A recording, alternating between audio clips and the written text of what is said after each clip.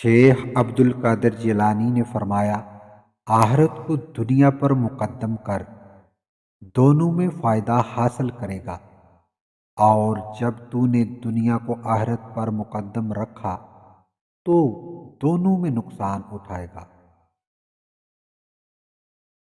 اسی ذات کی طرف دیکھ جس کی نظر رحمت تجھ پر سایہ کیے ہوئے ہے، اسی کی طرف توجہ کر جس کا فضل تیری جانب متوجہ ہے، اسی کی طرف دوستی کا ہاتھ بڑھا جو تجھ کو دوست رکھتا ہے، اسے جواب دے جو تجھے بلا رہا ہے۔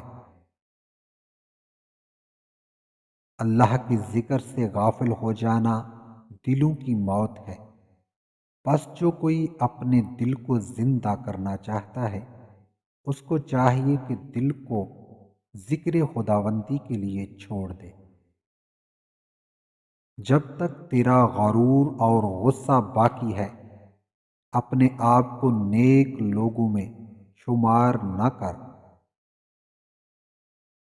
تو اس بات کی کوشش کر کہ تو کسی کو ایذا نہ دے اور تیری نیت ہر ایک کے لیے نیک رہے۔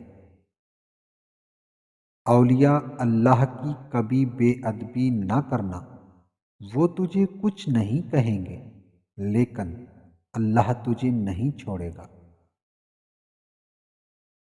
تمہاری وجہ سے اگر کوئی بے سکون ہو جائے تو یاد رکھو کہ تم ظالموں میں سے ہو۔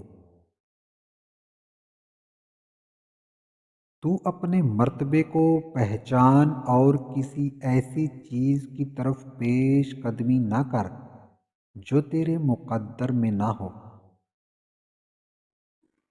دولت کو ہاتھ کے قبضے میں رکھ، اس کو دل پر قبضہ نہ کرنے دے۔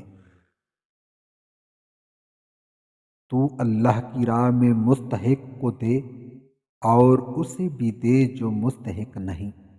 اللہ تمہیں وہ دے گا جس کا تو مستحق ہے، اور وہ بھی دے گا جس کا تو مستحق نہیں۔